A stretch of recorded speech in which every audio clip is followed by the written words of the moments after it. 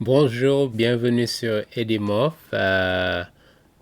Tous ceux qui nous joignent pour la première fois, donc nous vous invitons à souscrire à notre chaîne Edimorph pour avoir toutes les nouvelles vidéos. Donc bienvenue tous ceux qui nous joignent sur Edimorph. Aujourd'hui donc nous allons poursuivre notre commentaire du livre de Daniel. Nous avions fait une parenthèse avec les fêtes de Pâques pour aborder un passage particulier du livre de Daniel qui traite précisément de la mort de Jésus-Christ, prophétisé 500 ans avant la naissance de Jésus-Christ. Amen. Si vous n'avez pas suivi cette vidéo, nous vous invitons à retourner sur notre playlist pour voir un peu ce que nous avons présenté concernant le verset 25 et 26 du chapitre 9 de Daniel. Mais aujourd'hui, nous voulons poursuivre notre commentaire du livre de Daniel, le chapitre 1.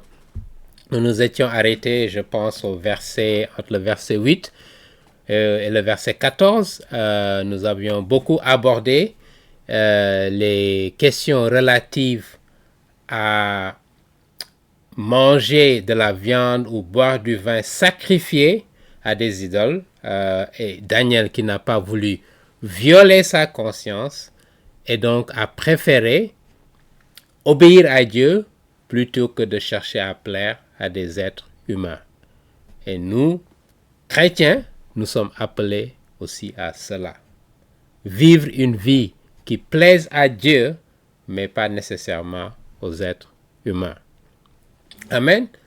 Donc, nous voulons ouvrir par une prière pour aborder ces passages du livre de Daniel, verset 8 à verset 14. Nous allons faire aujourd'hui aller jusqu'au verset 17, si le temps nous le permet, pour essayer d'explorer et d'expliquer un peu ces passages et ce que Dieu nous révèle à travers ces paroles de Daniel.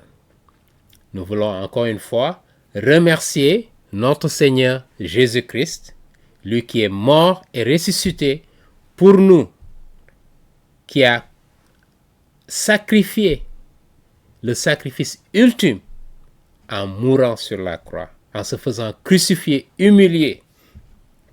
Tout cela pour nous racheter de nos péchés et pour nous ouvrir les portes de la vie éternelle.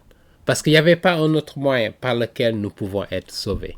La Bible dit très clairement que si vous portez votre foi en Jésus-Christ, si vous comptez sur l'œuvre qu'il a accomplie sur la croix, vous avez la certitude, vous avez l'assurance de la vie éternelle. Malheureusement, beaucoup de gens pratiquent le christianisme. Beaucoup de gens sont dans le christianisme, mais n'ont pas compris cette vérité simple et fondamentale.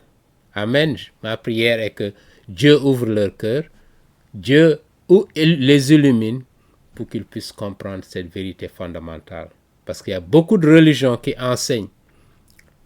D'abord, on n'a pas la certitude de comment on peut entrer au paradis. Mais le christianisme, contrairement à toutes les autres religions, nous donne cette assurance. La parole de Dieu, le Nouveau et l'Ancien Testament, nous présentent comment nous pouvons avoir l'assurance que lorsque nous quittons cette terre, nous allons tout droit auprès de l'Éternel, auprès de Dieu le Père, Dieu le Fils et Dieu l'Esprit Saint. Amen. Et donc nous voulons nous assurer que nous comprenons ce message de la Pâque, que nous comprenions ce que Jésus-Christ a enduré comme souffrance sur la croix pour que mes péchés soient pardonnés, pour que rien ne soit mis à mon compte lorsque je serai devant Dieu. Parce que si quelqu'un veut compter sur ses propres œuvres, que ce soit le baptême, certains mettent beaucoup l'accent sur le baptême, soit le baptême, je dirais, infantile, soit le baptême en quelque sorte, comme condition sine qua non pour obtenir le salut. Mais ce n'est pas ce que la Bible enseigne. D'autres vont insister sur le travail, je dirais, de participation aux œuvres de l'Église, des œuvres de charité, la prière, le jeûne, et pensent qu'en faisant tout cela, ils vont pouvoir plaire à Dieu et éventuellement Dieu va leur ouvrir les portes de la vie éternelle. Mais ce n'est pas ce que Dieu enseigne. Parce que si vous comptez sur cela, cela veut dire que vous avez rejeté le sacrifice que Jésus-Christ a apporté sur la croix, qu'il a consenti en se laissant clouer sur la croix. Parce que lorsque les gens sont venus l'attraper, lorsqu'il était au jardin de Gethsémani, et Judas est venu avec ces malfaiteurs qui ont voulu l'attraper et le tuer. Il leur a dit, j'ai des anges qui peuvent venir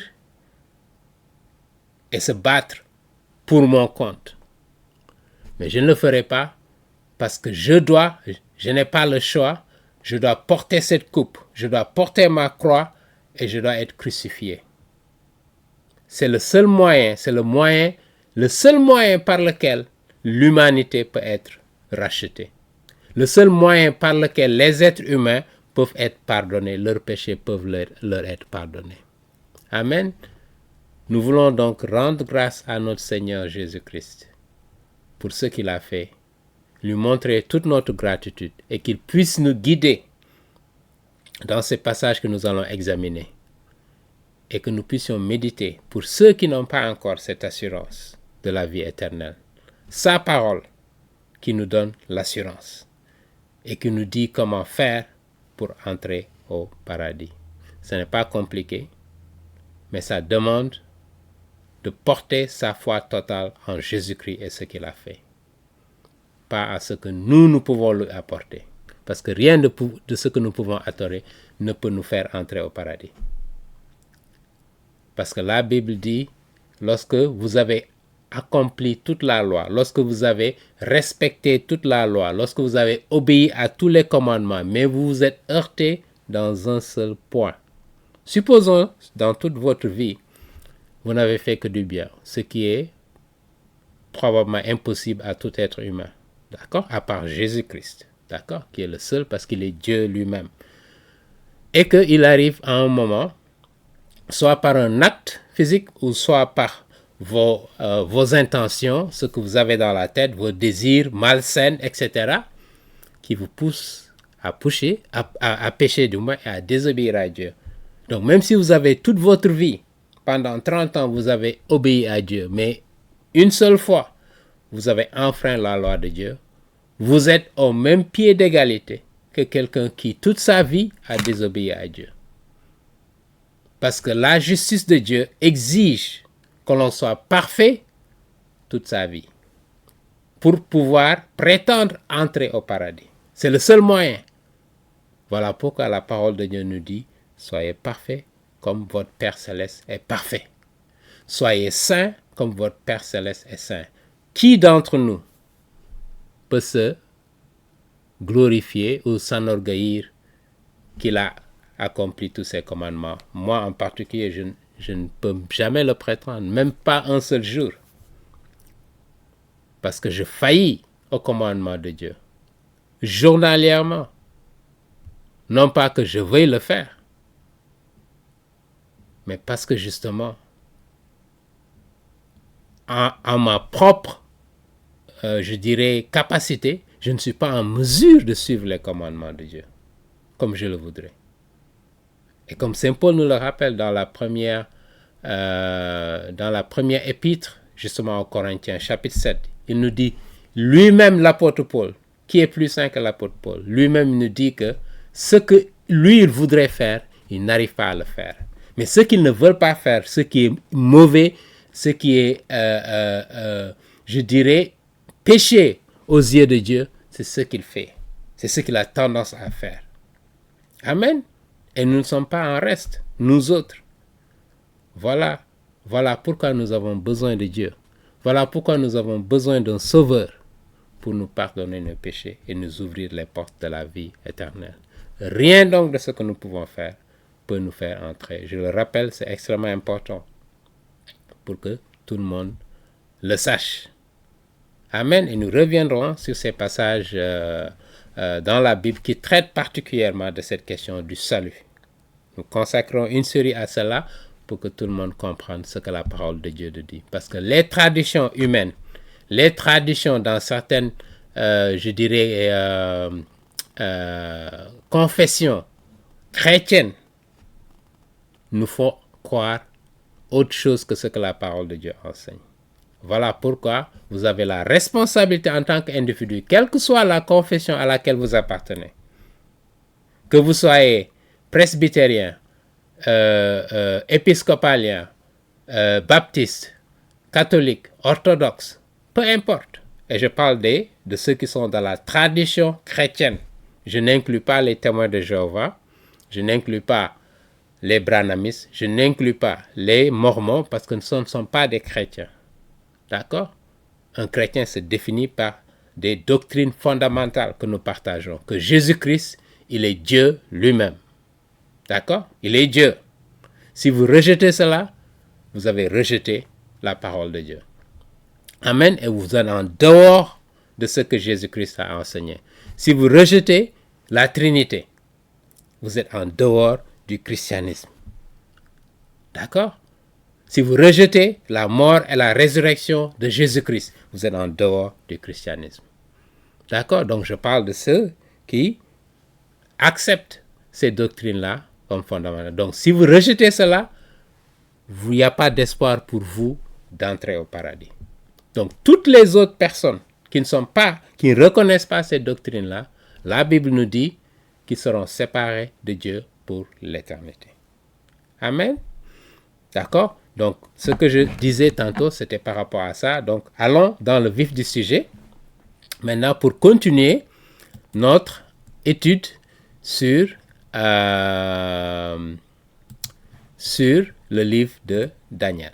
D'accord? Donc, là, nous avions abordé le problème avec la viande et le vin de la table du roi qui était sacrifiée à des idoles. Revenons à la lecture du passage du livre de Daniel. D'accord? Nous allons reprendre verset 8 jusqu'à verset 14 et 17 même pour nous replonger un peu dans le contexte. Daniel résolut de ne pas se souiller, notez bien résolu. Donc il prit la ferme décision. D'accord? Donc il prend sa responsabilité. Dieu nous a donné le libre arbitre de choisir. Donc il a choisi quelque chose qui n'était pas facile, quelque chose qui allait à l'encontre de ce que la société généralement nous demande de faire. Il faut du courage, il faut une foi indéfectible en Dieu pour faire ce genre de choses. Donc il résolut de ne pas se souiller parce qu'il préfère plaire à Dieu plutôt que de plaire aux êtres humains. Amen. Beaucoup de gens tombent dans ce piège de chercher à plaire à des êtres humains. D'accord? Et au détriment de plaire à Dieu. D'accord? Il dit résolu de ne pas se souiller par les mets du roi et par le vin dont le roi buvait. Nous avions fait remarquer que Daniel était en état de servitude. Parce que l'empire, le royaume d'Israël a été vassalisé aux Babyloniens.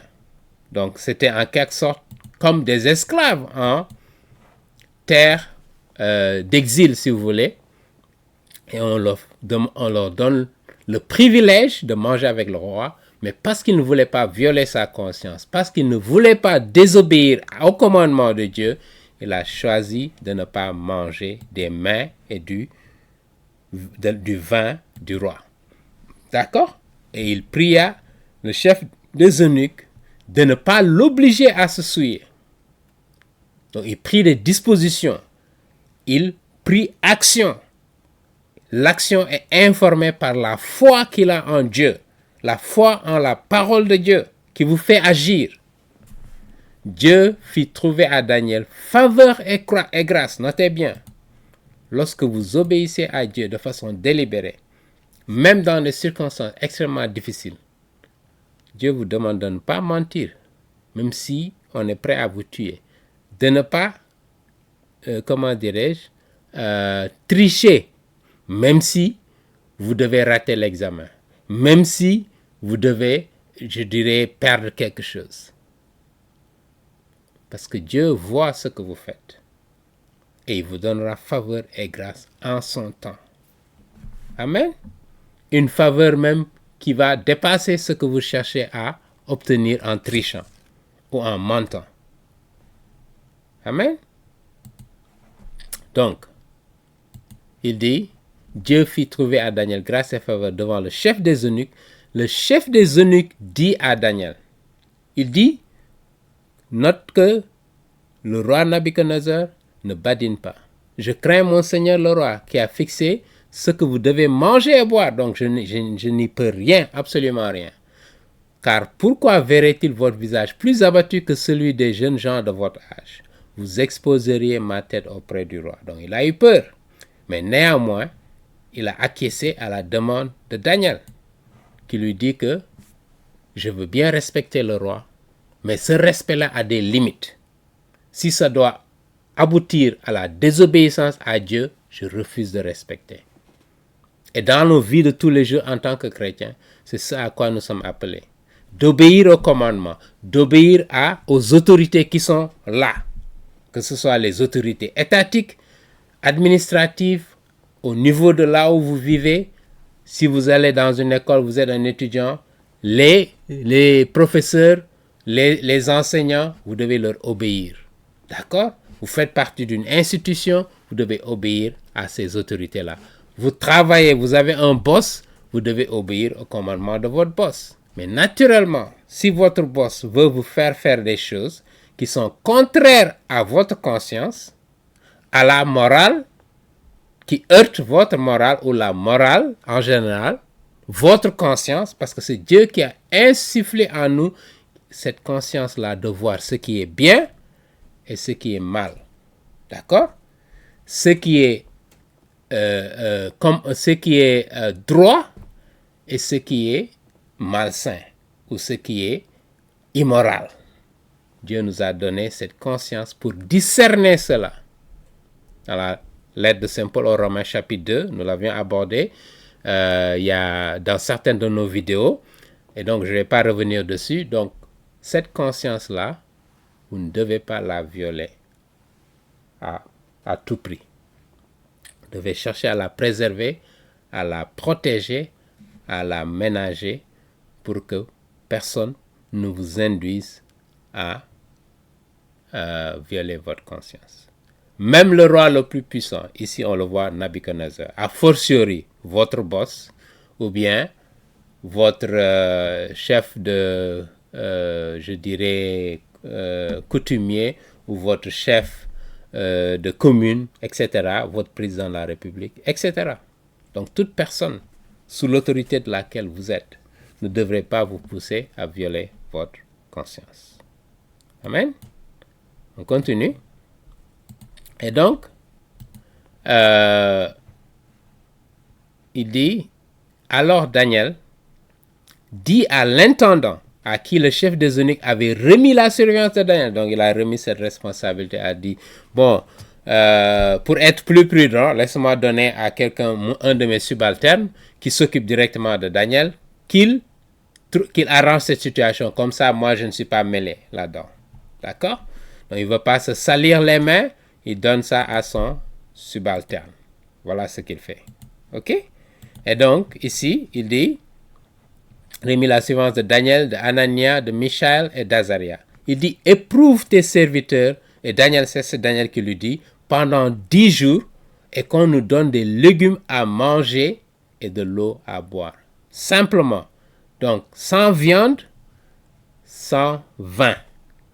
Parce que, probablement, la viande et le vin ont été sacrifiés à des idoles. Et nous avions vu la dernière fois que de la nourriture sacrifiée à des idoles avant d'être mangée ne sont pas en fait réalité sacrifiées à des idoles parce que les idoles n'existent pas. Les idoles, ce n'est pas du réel. Ce qui est derrière les idoles, c'est ça qui est réel, qui sont les démons. Donc c'est des esprits démoniques qui sont derrière les idoles. Ceux qui adorent des idoles, ceux qui s'adonnent à ces pratiques d'idolâtrie, oublient que c'est des démons qui sont derrière, pas Dieu. Et que si vous voulez honorer Dieu, vous allez vous débarrasser de cette idolâtrie. Quelle que soit l'idolâtrie, d'où ça vient. Amen. Voilà ce que la parole de Dieu enseigne.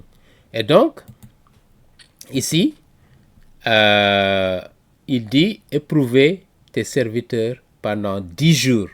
Bon, il y a le chiffre symbolique de 10, et nous allons y revenir, et qu'on nous donne des légumes à manger et de l'eau à boire. Certains ont avancé l'idée que parce qu'on a parlé de régime végétarien de Daniel, certains d'ailleurs font un jeûne qu'ils appellent un jeûne de Daniel, où ils mangent que des légumes, et peut-être mangent une fois par jour, ou ça dépend, il y a une variété. Mais Daniel n'a pas fait ça parce qu'il voulait jeûner, et je voudrais le rappeler. Il a jeûné dans d'autres chapitres qu'on nous montre ici, le chapitre 9, le chapitre 10, etc. D'accord? Mais ici, c'est pas qu'il jeûnait. On nous a dit simplement qu'il ne mangeait pas de la viande et du vin qui étaient sacrifiés à des idoles. Parce que lui ayant vécu en Babylone, il sait comment les choses fonctionnent. Et donc, il a dû apprendre que cette viande-là qu'on leur sert et ce vin qu'on leur sert ont été déjà sacrifiés à des idoles. Et comme il ne voulait pas violer sa conscience, il a demandé qu'on l'en épargne. Même si il y avait des risques, de gros risques qu'il courait. Mais, es-tu prêt à courir des risques pour Dieu? Et c'est ça la question, toi qui m'écoutes. Si tu es chrétien, es-tu prêt à courir des risques dans ta vie? Parce que tu veux être fidèle à Dieu.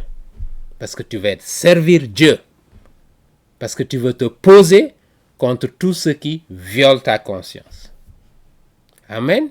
Nous sommes tous interpellés. Et voilà un exemple de personne qui n'est pas prêt à compromettre ses valeurs, qui n'est pas prêt à compromettre les commandements de Dieu, qui préfère mourir plutôt que de désobéir aux commandements de Dieu.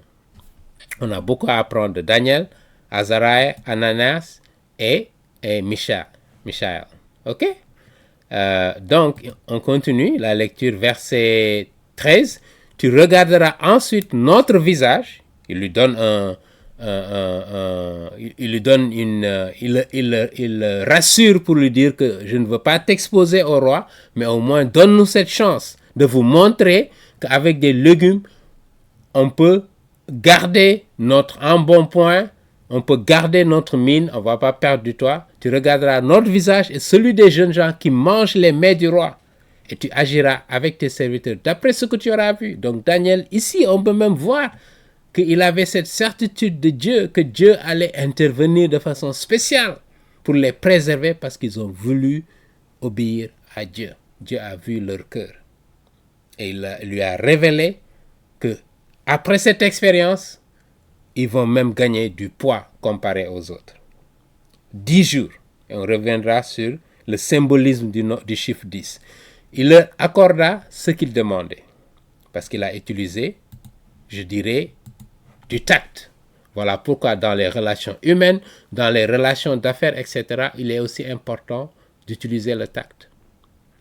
Si vous n'avez pas, en particulier si vous n'êtes pas en position de force, on ne vous dit pas de mentir, on ne vous dit pas de tricher, mais vous pouvez utiliser des astuces pour préserver, si vous voulez, vos propres intérêts. Pour vous épargner, je dirais, plus de mésaventures ou plus de difficultés. D'accord? Et pour garder votre conscience quitte. D'accord? Donc, le tact qu'il a utilisé pour dire au roi, donnez-nous 10 jours, le temps de vous prouver que ce que nous disons est sincère en nous, que nous ne mangeons pas de viande et de vin sacrifiés aux idoles. Il ne leur a pas dit ça, mais il leur a dit, on préfère ne pas manger de la viande. Vous voyez? Donc, une façon diplomatique de parler et d'agir dans nos relations avec les autres. La Bible peut nous apprendre beaucoup de choses sur la façon de se comporter en société, en communauté, dans nos relations avec les autres, dans nos interactions. Amen. Donc, pour finir ici, et au bout de 10 jours, ils avaient meilleur visage et plus d'embonpoint. Donc, ils avaient pris du poids que tous les jeunes gens qui mangeaient les mets du roi.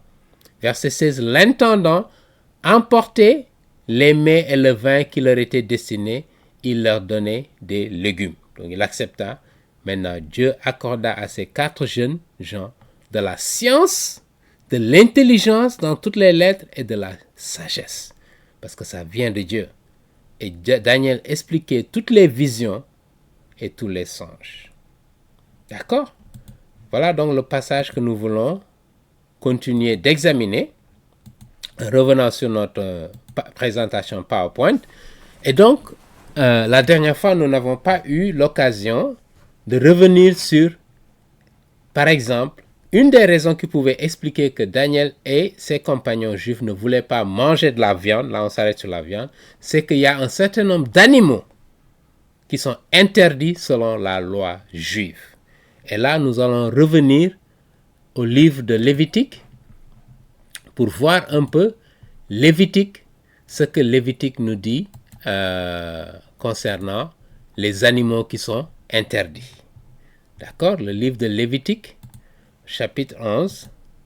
Regardons précisément ce que la Bible nous dit concernant Lévitique 11. D'accord? Verset 1 à 9. OK? L'Éternel parla à Moïse, loi sur les animaux purs et impurs. Il parla à Moïse et à Aaron et leur dit, parlez aux enfants d'Israël et dites, voici les animaux dont vous mangerez parmi toutes les bêtes qui sont sur la terre. Donc il te fait une prescription. Voici des animaux, une liste d'animaux que vous pouvez manger et une liste d'animaux que vous ne pouvez pas manger. D'accord? Donc, une des raisons pour lesquelles Daniel et ses amis ont refusé, il se pourrait qu'en Babylone, ils mangeaient certains de ces animaux qui étaient interdits selon la loi juive. Regardons c'est quoi ces animaux. D'accord? Il dit, vous mangerez de tout animal qui a la corne fendue, le pied fourchu et qui rumine. Donc, ces 3 caractéristiques-là. La corne fendue, le pied fourchu et qui rumine. Mais vous ne mangerez pas de ceux qui ruminent seulement ou qui ont la corne fendue seulement. Ainsi, vous ne mangerez pas le chameau, parce que le chameau rumine, mais n'a pas la corne fendue. Vous le regarderez comme impur. De même, vous ne mangerez pas le daman, qui rumine, mais qui n'a pas la corne fendue, comme le chameau. Vous le regarderez comme impur. Vous ne mangerez pas le lièvre, qui rumine, mais qui n'a pas la corne fendue. Vous le regarderez comme impur. Vous ne mangerez pas le porc, qui a la corne fendue et le pied fourchu. Lui, il a 2 choses, ok? Mais qui ne rumine pas. D'accord? Il faut que donc, si une de ces conditions, 3 conditions sont violées, vous ne mangerez pas de cette viande. En résumé, c'est un peu ce qu'il veut dire. Vous ne mangerez pas de leur chair et vous ne toucherez pas leur corps mort. Même toucher leur corps mort est interdit. Vous les regarderez comme impurs. Voici les animaux dont vous mangerez parmi tous ceux qui sont dans les eaux. Vous mangerez de tous ceux qui ont des nageoires et des écailles et qui sont dans les eaux, soit dans les mers, soit dans les rivières. Mais vous aurez en abomination tous ceux qui n'ont pas de nageoires et des écailles, parmi tous ceux qui se meurent dans les eaux, et ce qui est dans les eaux, soit dans les mers, soit dans les rivières, etc. D'accord? Donc voilà un certain nombre d'animaux. Là, ils ont donné juste quelques exemples, mais un animal qui rumine, qui a la corne fendue, et qui a cette 3e caractéristique qui dit quoi? Qui a la corne fendue et qui la 3e caractéristique, c'est quoi encore? Le pied fourchu. D'accord? Le pied fourchu qui rumine ou qui a la corne fendue. Voilà les 3 raisons de ne pas manger de la viande d'un animal particulier. Donc, une des raisons pour lesquelles Daniel et ses compagnons ne pouvaient pas manger de cette viande. D'accord? Voilà un peu ce que le passage nous dit. D'accord? Et donc, et vous pouvez aller faire référence, on va juste le mentionner, nous n'allons pas y revenir. Tobit, le livre de Tobit, qui je rappelle n'est pas un livre inspiré par Dieu, donc ça ne fait pas partie des 66 livres de la Bible. Voilà pourquoi nous n'allons pas le traiter comme un livre inspiré de Dieu, comme faisant partie de la parole de Dieu. C'est un livre historique pour un certain nombre de raisons. Nous avons les catholiques et les orthodoxes qui continuent à utiliser ce livre comme qu'ils appellent deutérocanonique, disons qui n'a pas le niveau de canonicité des 66 livres, mais qui a une certaine canonicité selon les catholiques et les orthodoxes. D'accord? Mais nous reviendrons sur les raisons pour lesquelles nous ne considérons pas ces livres comme la parole de Dieu. D'accord? Et donc, mais nous pouvons faire référence à eux parce qu'ils traitent justement du peuple juif et de certaines pratiques qu'ils avaient, même quand ils étaient en exil. Donc, Tobit, ce verset-là, Tobit, chapitre 1, verset 10 et 11, vous pouvez y aller. Ou bien le livre de Maccabée, chapitre 1, verset 64 à 65, où les Juifs se sont rebellés contre l'hellénisation de la Judée. D'accord? Donc, ils n'ont pas voulu s'aliéner. D'accord? C'est pourquoi j'ai donné cette référence. Mais ce ne sont pas des livres canoniques qui appartiennent à l'Ancien Testament, je le rappelle. D'accord? Deuxième chose que je voulais évoquer. Daniel, donc, en raison de sa relation avec Dieu, il voulait s'assurer que toute sa vie reflète cette obéissance indéfectible à l'Éternel. Ça, c'est un. Y compris dans ce qu'il mangeait. Parce qu'obéir à Dieu, comme je le dis, ce n'est pas seulement dans certaines choses. Dans nos vies de tous les jours, nous devons chercher à obéir à Dieu, à sa parole, à ses commandements. Même si cela doit heurter des êtres humains avec qui nous vivons. Il vaut mieux obéir à Dieu que de chercher à plaire à des êtres humains qui sont faillibles. Amen. Donc, ça c'est un. Deuxièmement, notez que cette désobéissance, donc Daniel, il n'a pas voulu manger de la nourriture qui était servie. Il nous rappelle étrangement la première désobéissance qui est survenue à la race humaine. C'est lorsque Ève a mangé du fruit qui était interdit. Là, Daniel, il a choisi d'obéir à Dieu plutôt que de manger quelque chose qui était interdit. Sacrifié à des idoles. Dans le cas d'Adam et Ève, c'est pas que le fruit avait quelque chose de mauvais en soi, non. Dieu a donné simplement des instructions pour voir à quel point l'être humain est capable de suivre des instructions. Et je sais que beaucoup d'entre nous vont condamner Adam et Ève. Comment se fait-il qu'ils ont mangé du fruit et maintenant ils nous font souffrir? C'est ce que nous sommes tentés de dire dans nos vies de tous les jours. Mais on ne se rappelle pas que nous, êtres humains, dans nos vies quotidiennes, est-ce que nous sommes meilleurs que Adam et Ève? Est-ce que nous obéissons à la parole de Dieu dans ce que nous faisons? Comme Daniel ici a choisi le risque de sa vie pour obéir à Dieu. Donc, à partir du fruit qui était interdit, Daniel également, au lieu de manger de la nourriture qui était interdite, il a dit non. Mais Adam, on a vu, et Ève ont failli, ils ont désobéi à Dieu. Et on voit les conséquences de la désobéissance. Pécher une seule fois, vous n'avez pas besoin de pécher 2 fois pour être condamné par Dieu. Un seul péché suffit pour vous envoyer à l'enfer. Donc nous sommes tous coupables devant Dieu et nous méritons tous d'aller à l'enfer. Voilà pourquoi Jésus-Christ est venu pour payer nos péchés. Parce que nous, êtres humains, nous ne pouvons pas payer nos péchés. Nous avons besoin d'un sauveur pour nous racheter, pour que nos péchés nous soient pardonnés. Et la seule façon d'avoir ces péchés pardonnés est de porter notre foi en Jésus-Christ. De compter sur ce qu'il a fait pour entrer au paradis. Pas autre chose. Quiconque compte sur autre chose est condamné à l'enfer parce qu'il a rejeté le don gratuit du salut que Jésus-Christ a offert. Amen. Voilà l'évangile, voilà ce qui est enseigné. Et c'est important, je reviens dessus parce que beaucoup de gens sont confus sur cette question du salut. Beaucoup. Et c'est important parce que ça a des implications pour l'éternité. Où allez-vous passer l'éternité? En présence de Dieu ou bien loin de Dieu?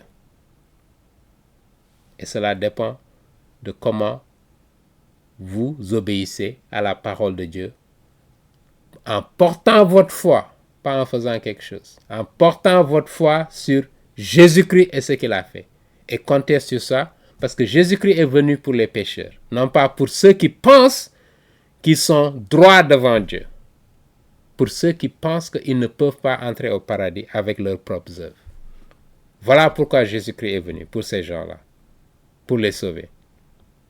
Et si vous ne vous abaissez pas, si vous ne vous humiliez pas pour reconnaître que vous êtes pécheur et que rien de ce que vous ferez sur cette vie ne peut vous faire entrer au paradis, c'est en ce moment-là que Jésus-Christ va vous accepter comme son enfant. Amen. Dieu, le Père, va vous accepter comme son fils ou sa fille. D'accord, on continue. Et donc, voilà cette analogie que je voulais faire. Et donc, je continue le commentaire du verset 14 au verset 17. Donc, le chef des eunuques, il a consenti à la demande de Daniel. D'accord? Et là, on peut également voir la main de Dieu. Parce que, encore une fois, le chef des eunuques avait cette crainte de Nabuchodonosor, le connaissant. Sa sanguinité, son caractère, je dirais, autoritaire et je ne sais plus comment le définir, autoritarien qu'il a, dictateur, d'accord, avec une férocité, je dirais, d'un lion, qu'il est capable de faire des choses inimaginables à d'autres personnes qui seraient désobéissantes. Et donc, ici, la main de l'Éternel s'est posée sur Daniel au point que le chef des eunuques a acquiescé à sa demande parce qu'il ne voulait pas prendre le risque pour sa vie. Mais il a donc demandé à son subalterne qui s'occupait directement de Daniel et de ses 3 compagnons, vois avec eux, garde ça en secret, teste-les pour voir. Est-ce que sans que le roi ne le sache, s'il mange pendant 10 jours, on verra ce qui va se passer. Et c'est ce qu'il a fait, et la main de Dieu s'est posée sur eux. Voilà pourquoi lorsque vous obéissez à Dieu, sans voir où est-ce que vous pouvez vous en tirer, sortir facilement, mais simplement vous avez le souci d'obéir à Dieu, de faire ce qui plaît à Dieu. Dieu trouvera un moyen de vous épargner. Amen.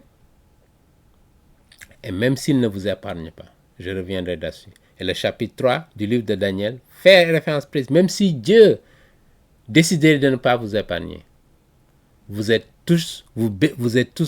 serez toujours bénéficiaires si vous obéissez à Dieu.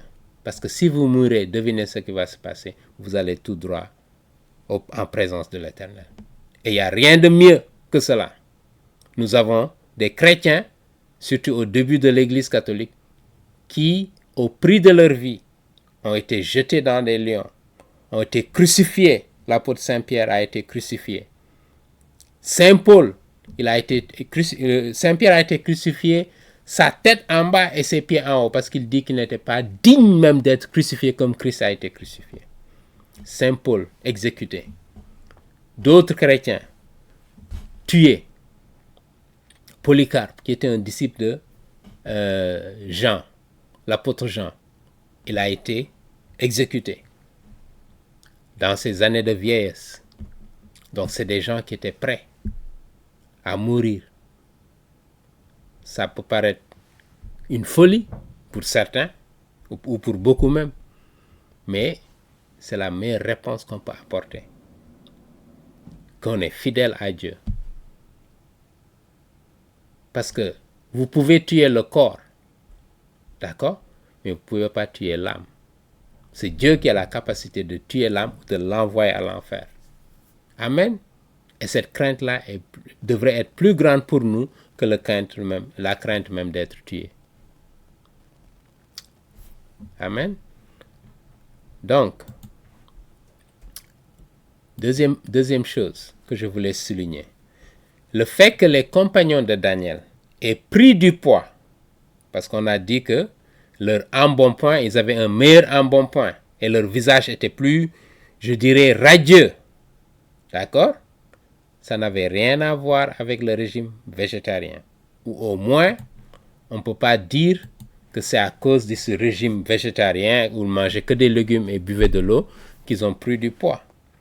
On peut naturellement essayer de trouver, peut-être, dans le type de nutrition qu'ils avaient, peut-être ça peut avoir un effet, mais pour une période de 10 jours seulement, je me pose la question de savoir est-ce que tu peux gagner autant de poids au point ça se fait remarquer la différence se voit en 10 jours. Ça m'étonnerait. Plus important, c'est parce que Dieu justement a opéré ce miracle. À travers ce qu'ils ont mangé, parce qu'ils ont obéi à Dieu. Dieu est capable de cela. Il aurait pu, même le premier jour, ils ont commencé à manger des légumes, leur donner ce poids-là. Mais Dieu a choisi de leur donner 10 jours où ils ont suivi strictement ce régime alimentaire. Mais je rappelle que ce n'est pas à cause du régime alimentaire qu'ils ont gagné du poids. Parce que ça, c'est un miracle de Dieu, je le rappelle. OK? On peut essayer de trouver des corrélations entre, je dirais, le type de nourriture qu'on a et le poids qu'on a. C'est possible avec les différents métabolismes. On ne nous a pas dit, par exemple, si Daniel et ses compagnons s'entraînaient. Parce que quand on s'entraîne et on mange bien, ça peut avoir un impact sur notre santé et sur notre croissance, je dirais, physique. On peut gagner du poids selon certains, les types de légumes qu'on mange, les muscles qu'on essaie de travailler, ça peut augmenter son poids. Donc, il y a cette possibilité-là. Mais en 10 jours, c'est à prouver. Mais, plus important, la main de Dieu était sur eux. Vous pouvez voir deux personnes qui mangent la même chose. L'un tombe malade, l'autre ne tombe pas malade. Et on a du mal à expliquer comment se fait-il.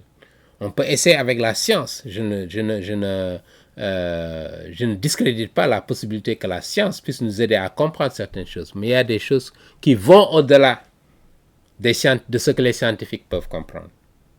Deux personnes peuvent avoir le cancer, le même type de cancer. L'un guérit, l'autre ne guérit pas. Et parfois même la personne qui ne guérit pas est la personne qui est la plus bien portante. Et pourtant, cette personne ne guérit pas. Et donc, il y a des choses qui ne peuvent pas s'expliquer de façon physique et visible, ordinaire. Il y a des choses qui vont au-delà du physique et touchent le spirituel. Parce que Dieu est capable d'intervenir dans la vie de quelqu'un et de le guérir. Et les médecins regardent, mais se posent la question, comment se fait-il? Parce que cette personne, on l'a prononcé qu'il va mourir dans 10 jours, dans 2 semaines, dans 1 mois. Et voilà que Dieu le guérit totalement du cancer, par exemple. Amen. Donc c'est ce même phénomène-là qu'on peut voir ici à l'œuvre. Parce que Dieu intervient dans la vie des êtres humains. Que vous soyez croyants ou non croyants. Parce que c'est sa miséricorde et sa grâce qui tombent sur chacun et chacune d'entre nous. Parce que nul d'entre nous ne mérite ces grâces de Dieu. Parce que nous offensons Dieu jour au jour le jour. Et que c'est seulement sa grâce et sa miséricorde qui peuvent nous épargner. Certaines maladies, nous épargner des troubles, nous épargner des accidents, nous épargner de plein de choses dont nous ne sommes même pas conscients, mais qu'il le fait dans le background. Voilà pourquoi chaque jour que nous nous levons, nous devons rendre grâce à notre Seigneur Jésus-Christ. Parce qu'il travaille dans l'invisible sans que nous le sachions. Amen. Et c'est ce qu'il a fait avec Daniel. On continue. le passage rappelle également, lisons le verset précisément qui parle de ça, que Daniel et ses compagnons,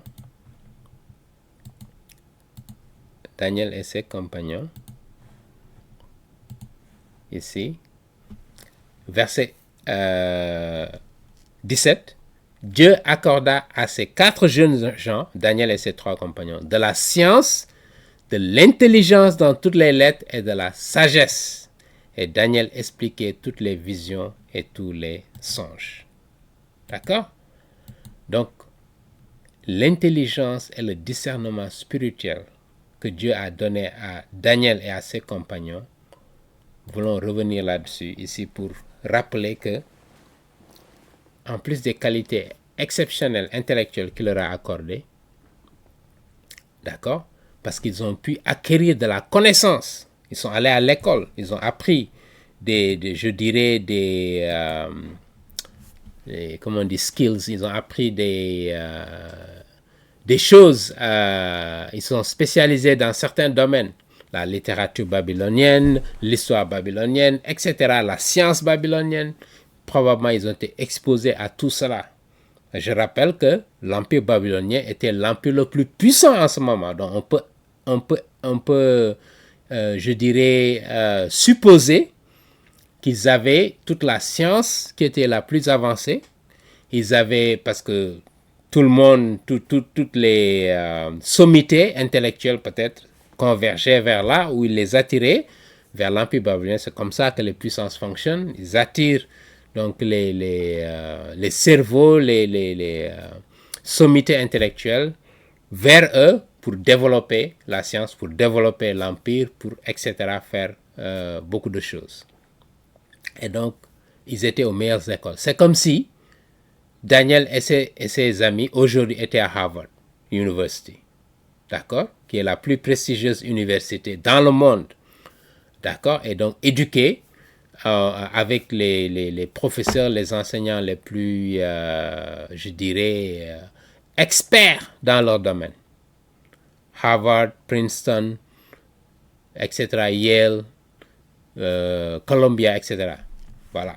Donc, on leur enseignait, ils avaient les meilleurs enseignants, meilleurs professeurs, et on a vu qu'ils battaient tout le monde.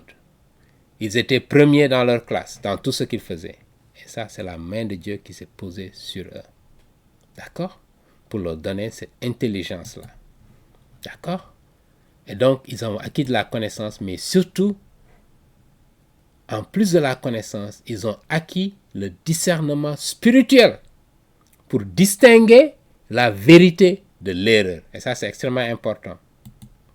Nous avons beaucoup de gens qui peuvent être très éduqués, mais qui n'ont pas cette capacité de discerner la vérité du mensonge, la vérité de l'erreur. D'accord? C'est 2 choses différentes. On peut être un géant intellectuel, mais au plan spirituel, on n'a pas de discernement. On n'a pas la sagesse de discerner la vérité de l'erreur. Nous avons des scientifiques, on connaît des scientifiques extrêmement intelligents, futés, avec beaucoup de compétences et de découvertes, mais qui ont rejeté qu'il y a un créateur dans cet univers. Donc, ils ont cette intelligence, mais ils n'ont pas de discernement. Amen. Voilà pourquoi il faut les 2. Daniel et ses compagnons ont combiné les 2. L'intelligence et le discernement spirituel. Vous pouvez ne pas être intelligent, mais si vous n'avez pas de discernement spirituel, vous serez éloigné de Dieu. Voilà pourquoi le discernement est encore même plus important. Pouvoir séparer l'erreur de la vérité. Savoir qu'est-ce qui est vérité et qu'est-ce qui est erreur. On nous présente aujourd'hui beaucoup de religions, mais parlons des principales religions. Le christianisme. À l'intérieur du christianisme, comme vous le savez, il y a beaucoup de branches, d'accord? Mais on sait ceux qui sont dans l'erreur et ceux au moins qui, je dirais, uphold, comme on le dit en français encore, qui portent les doctrines fondamentales du christianisme que Christ a enseigné. Et j'ai évoqué cela il y a de cela quelques minutes dans cette vidéo. Je ne vais pas y revenir. Donc, on prend l'islam, on prend les athées, qui sont une autre catégorie, on prend les hindous, les bouddhistes, les baha'is, etc. Toutes sortes de comment on les appelle en Pakistan, on a comment on les appelle encore, ceux qui font une fusion entre l'islam et l'hindouisme également, ils ont cette religion. Mais dans toutes ces religions, comment on peut savoir où se trouve la vérité et où se trouve l'erreur? D'accord? Il y a des façons objectives de le déterminer. Et dans nos vidéos que nous avons, je dirais, présentées au cours des 3-4 dernières années, reviennent sur ces aspects-là. Comment on peut savoir entre ces différentes religions où se trouve la vérité. Parce qu'on ne peut pas avoir la vérité dans toutes ces religions. Parce que ces religions se contredisent. Donc une religion peut dire une chose, une autre religion va dire le contraire. Donc les deux ne peuvent pas être vrais en même temps. Et voilà pourquoi vous devez examiner ces religions-là de façon froide et objective pour pouvoir déterminer où se trouve la vérité. Parce qu'elles ne peuvent pas toujours avoir la vérité. Elles peuvent enseigner des choses qui se ressemblent. Mais quand je parle de vérité, je parle de questions qui concernent l'éternité. Lorsque nous quittons cette terre, les hindous vont vous dire que lorsque vous mourrez, votre âme transmigre dans un autre être. Si vous étiez un homme et vous avez fait du mal, quand vous allez dans une autre vie, vous devenez un animal. Et de cet animal, vous redevenez autre chose, etc., etc. Est-ce que cela est vérifié dans les faits? Et donc ça, c'est une preuve que l'hindouisme ne peut pas être la vérité. Parce que personne n'a jamais pu prouver que nous, êtres humains, nous avons ce passé-là. Comment se fait-il que nous avons ce passé? On ne peut pas se souvenir de ce passé. D'accord? Que nous étions des animaux avant de devenir des êtres humains. Ou que nous étions des êtres humains et nous sommes devenus des animaux. Personne n'a cette souvenance-là. Et donc, qu'est-ce qu'on nous raconte avec cette transmigration de l'âme d'un être à un autre être? La réincarnation, comme je cherchais le terme. Donc, ça c'est un exemple précis. On a d'autres exemples. Les hindous croient à des millions de dieux. Donc, il n'y a pas un seul Dieu, peut-être il y a un être suprême, mais il y a d'autres dieux. On ne peut pas avoir de dieux qui compétissent dans un univers. Soit il y a un Dieu, et la parole de Dieu nous dit il y a un seul Dieu. Et toute autre chose qui se réclame de Dieu n'est pas Dieu. Parce que Dieu se distingue de sa création, de toute autre chose. Donc si quelqu'un avance cette idée qu'il y a plusieurs dieux, il se fourvoie. Parce qu'il y a un seul Dieu dans cet univers qui est à l'origine de tout ce qui existe sur cette terre. Et on ne peut pas avoir plusieurs dieux. Comment plusieurs dieux vont pouvoir, je dirais, vivre? Parce que si l'un est Dieu, l'autre est Dieu. Qui va contrôler qui? Qui est, je dirais, qui a causé quel autre? Parce qu'il faut partir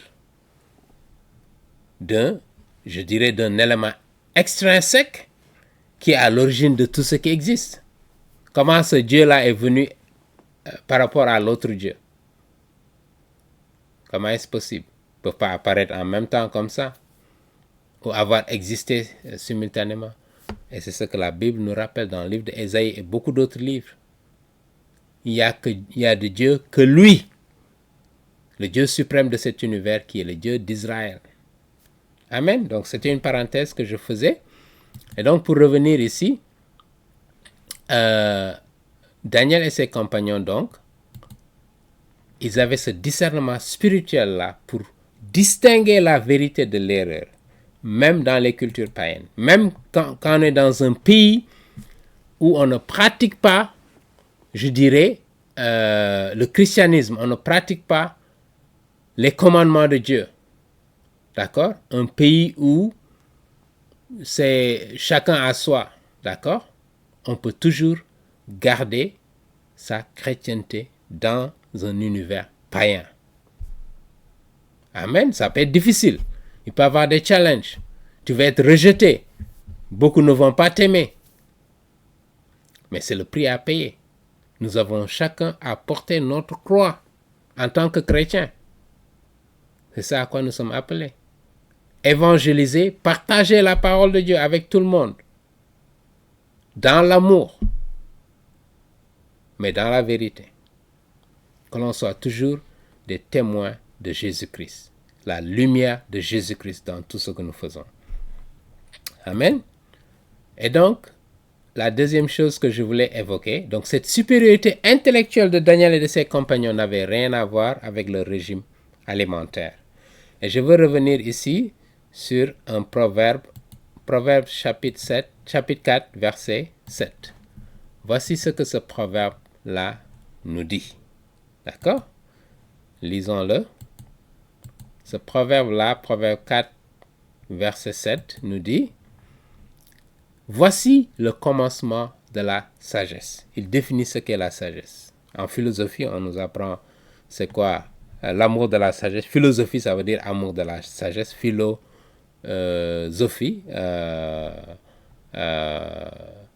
l'amour de la sagesse. Ok?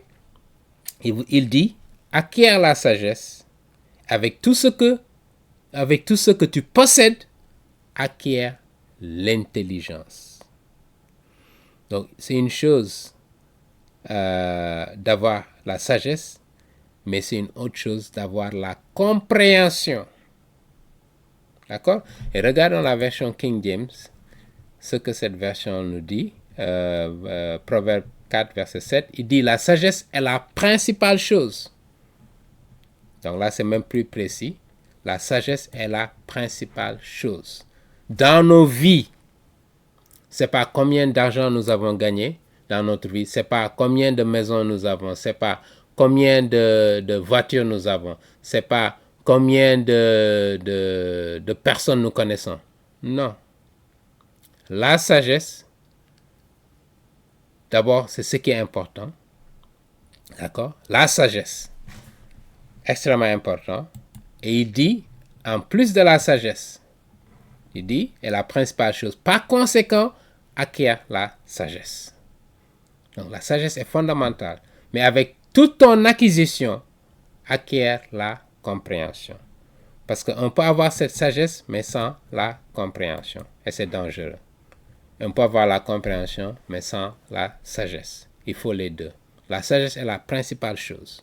La sagesse, c'est ce qui nous permet de vivre, d'accord, d'une façon, d'abord, qui plaise à Dieu, et d'une façon qui nous permet d'avoir des relations avec les membres de notre société, de notre communauté, qui promeut, je dirais, l'amour, qui promeut la cordialité, qui promeut la vérité, ça fait partie. Dire des choses qui ne sont pas vraies, parce que simplement vous voulez plaire à d'autres, vous heurtez les autres en le faisant. D'accord? Donc ça fait partie des éléments de la sagesse. Et en deuxième lieu, la compréhension. Donc compréhension extrêmement important. Votre salut, votre éternité dépend de la compréhension que vous avez. D'accord? Et je vais vous donner un passage qui fait précisément référence à cela. C'est ce passage de l'Évangile de Matthieu, au chapitre 13 et verset 23. Lisons-le précisément. L'Évangile de Matthieu, chapitre 13, verset 23. Parlant du parabole de la semence. Ok? Une semence qui est tombée sur plusieurs terres. Et là, on nous parle justement de la bonne terre dans laquelle cette semence est tombée. Verset 23 nous dit: celui qui a reçu la semence dans la bonne terre, c'est celui qui entend la parole et la comprend. Vous voyez comment la compréhension c'est important. Il dit: celui-là, il porte du fruit et un grain en donne 100, un autre 60 et un autre 30. celui qui entend la parole de Dieu, quand on vous annonce l'évangile, quand on vous dit ce qu'il faut pour avoir le salut, vous entendez cette parole et vous comprenez, c'est vous qui allez porter du fruit. Mais si vous entendez la parole et vous ne comprenez pas ce que la parole vous dit, parce que la parole de Dieu nous dit, quiconque porte sa foi en Jésus-Christ, il ne nous a pas dit quiconque se fait baptiser, quiconque fait des prières pour les morts, ou bien quiconque compte sur la prière des saints, ou bien quiconque compte sur l'œuvre d'évangélisation, de charité qu'il a faite dans sa vie pour entrer au paradis, n'a pas compris. Voilà pourquoi celui qui entend la parole et qui comprend cette parole, c'est celui-là qui va porter du fruit. C'est celui-là qui va plaire à Dieu. C'est celui-là qui entrera au paradis. Amen. Très important. On ne peut pas le souligner assez. D'accord. Ok. Donc, on a ces deux et on termine ici avec quelques éléments sur ce passage. Donc, bien que Daniel et ses compagnons étaient absorbés dans l'étude de la culture babylonienne, ils sont restés fidèles à Dieu. Nous avons évoqué cela. Et le travail, je le rappelle encore, le travail de restauration et de renouveau spirituel initié par le roi Josias, on l'avait dit dans nos vidéos précédentes, lorsqu'ils étaient à Jérusalem, Daniel et ses compagnons, ainsi que les révélations qui ont été faites par les prophètes de leur temps et les prophètes qui étaient au temps de Daniel et ses compagnons à Jérusalem, c'est Jérémie, le prophète Jérémie, le prophète Sophonie et le prophète Habakkuk. Donc ils étaient absorbés dans cette méditation de la parole de Dieu lorsqu'ils étaient à Jérusalem. Et ça les a préservés contre toute attaque, toute aliénation culturelle, si vous voulez. Ils sont restés fidèles à Dieu. Voilà pourquoi, et je reviens là-dessus, il est important de méditer sur la parole de Dieu. Jour et nuit, comme Dieu nous le dit. Parce que lorsque vous le faites, vos yeux seront ouverts. Personne ne viendra vous enseigner des doctrines qui sont contraires aux doctrines de la parole de Dieu, qui sont contraires à ce que Dieu enseigne dans sa parole, comme le salut, comme la divinité de Jésus-Christ, comme la Trinité qui est partout dans la parole de Dieu. Nous avons des musulmans qui nous avancent des arguments spéciaux concernant cette Trinité-là, mais quand on lit la parole, parce que beaucoup d'entre eux n'ont pas lu la parole de Dieu.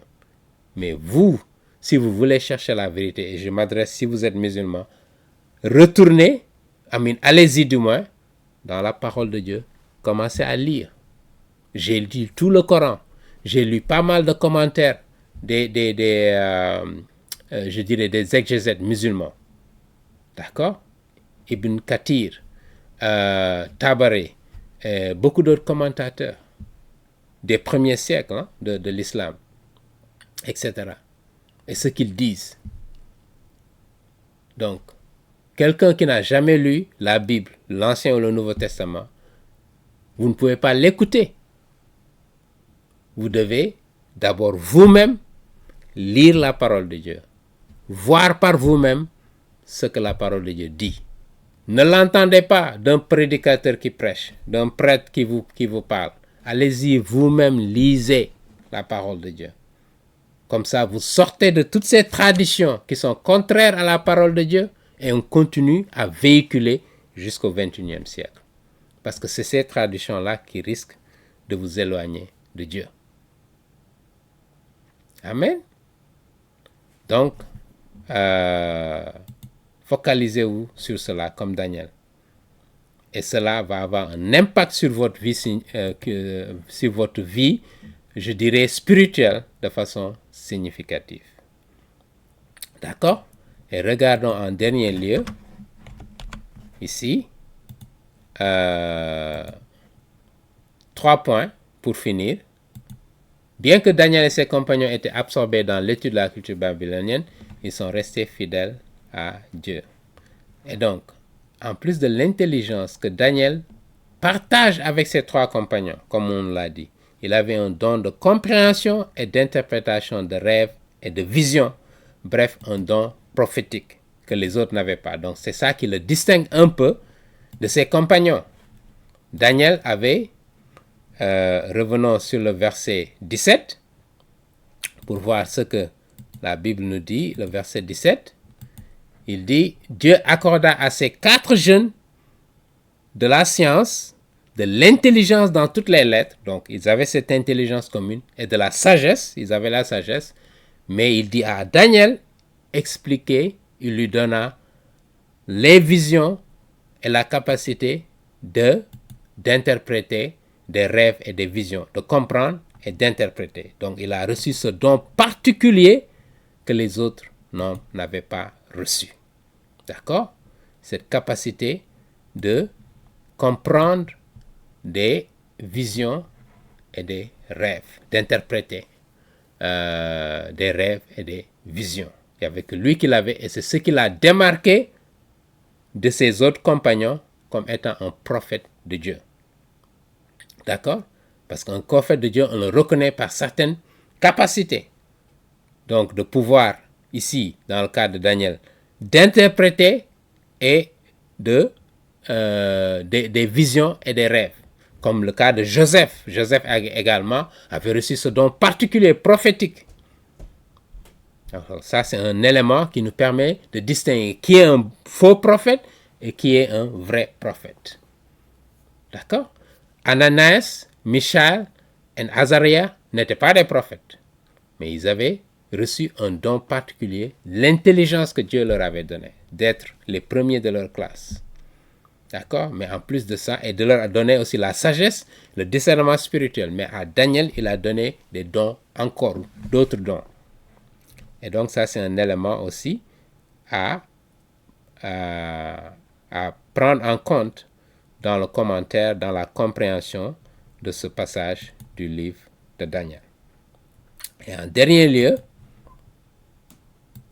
ce don que Daniel a reçu est le fruit d'une communion intime avec Dieu, de la pureté de son cœur et d'une fidélité sans faille à l'Éternel. Amen.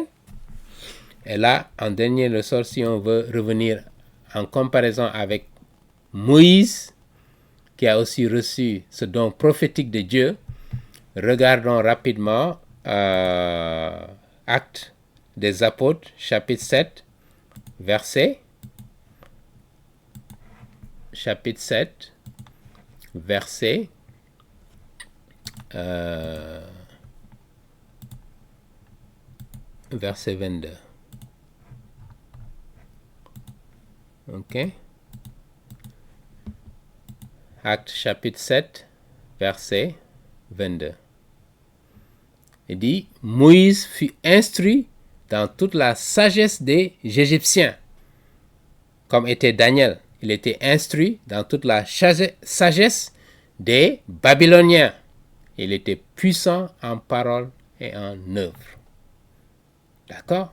Donc ça, c'est Moïse également, qui a vécu dans la cour du roi, un peu similaire à Daniel, et qui a été élevé par Dieu pour être un prophète pour son peuple, comme Daniel a également été un prophète de Dieu pour le peuple israélien. Amen. Nous allons nous arrêter ici, et je voulais aborder le symbolisme, si vous voulez, du chiffre 10. Et nous allons y revenir dans notre prochaine vidéo. Mais je voulais juste attirer votre attention sur de ne pas, outre mesure, interpréter, faire une exégèse qui aboutit à un comment on appelle ça, un niségèse. OK? En d'autres termes, une interprétation de ce chiffre 10 là, dont on leur a donné 10 jours pour les tester. Certains, outre comment dirais-je, utilise outre mesure cette interprétation pour en faire des choses que le contexte ne demande pas. Donc je veux faire attention à cela pour ne pas aller au-delà de ce que le texte nous dit. Il nous donne le 10 jours. Dans la Bible, on peut revenir pour voir des éléments où le chiffre 10 apparaît. Qu'est-ce que ça signifie? Il y a un symbolisme peut-être qui est là-dedans, mais je ne voudrais pas en faire trop. Pour dire qu'il y a quelque chose de mystique, parce qu'il y en a qui avancent ce type de choses, qui sont dans la numérologie, qui pensent que le chiffre 10 a quelque chose de mystique. Si tu pries pendant 10 jours au lieu de 11 jours, si tu jeûnes pendant 10 jours au lieu de 7 jours, etc., etc. Nous devons faire attention à cela. D'accord? Ne pas faire dire au texte ce que le texte ne dit pas. Amen. Mais je reviendrai sur ce symbolisme-là pour voir, dans la Bible, il y a d'autres passages qui font référence au chiffre 10 et qui peuvent nous aider à faire des sortes de corrélations, mais ne pas en déduire quoi que ce soit. Amen, parce que le texte n'a pas déduit quoi que ce soit. Il nous a dit simplement 10 jours et on a constaté qu'après 10 jours, ils ont gagné du poids. Et donc, ceux qui veulent littéralement interpréter ça pour aller faire la même chose, pensant qu'eux aussi ils vont avoir les mêmes résultats, qu'ils fassent attention. D'accord? Parce qu'il y a la main de Dieu qui s'est posée sur Daniel et ses compagnons. Est-ce que toi qui veux le faire, tu es comme Daniel et Azaria et les autres? Est-ce que tu es fidèle à Dieu? Est-ce que tu cherches à ne pas violer ta conscience toi-même ou à violer les commandements de Dieu? Commence par ça d'abord. Voyons voir comment tu fais par rapport à ça. Avant de vouloir utiliser un texte dans la Bible qui est mis dans un contexte bien précis et pensant que si tu appliques cela, tu vas obtenir des résultats ou les mêmes résultats que Daniel. Donc, la Bible, ce n'est pas de la magie. Et on ne joue pas avec la parole de Dieu. Donc, voilà pourquoi il est important de faire attention. Lorsqu'on interprète la parole de Dieu, rester dans le contexte du passage. C'est comme on parlait du vin. Certains utilisaient des traditions humaines pour avancer l'idée que Jésus n'a jamais bu du vin. Faisons attention à ce genre de dérives. J'appelle ça des dérives. Mais restons fidèles à la parole de Dieu. Faisons dire à la parole de Dieu ce que la parole de Dieu dit. Et si la parole de Dieu ne dit pas une chose, ne la disons pas. Amen. En tout cas, c'est ça la ligne de Edimof, parce que nous voulons rester fidèles à l'Éternel. Nous ne prétendons pas tout connaître. Et si nous nous trompons, nous vous invitons à nous interpeller. D'accord? Pour que nous puissions réexaminer ce que nous avons dit. Mais à la lumière de la parole de Dieu. Pas à la lumière de ce que vous dites. Ramenez-nous à la parole de Dieu. S'il y a une erreur que nous avons faite, nous sommes prêts à l'admettre publiquement. Nous n'avons pas ce problème. Parce que nous voulons servir notre Seigneur Jésus-Christ. Amen. Qu'il nous illumine chaque jour pour que nous restions dans la vérité et qu'il nous préserve de l'erreur. Amen. Que le Seigneur vous bénisse. Merci de votre amable attention et nous vous donnons rendez-vous à très bientôt.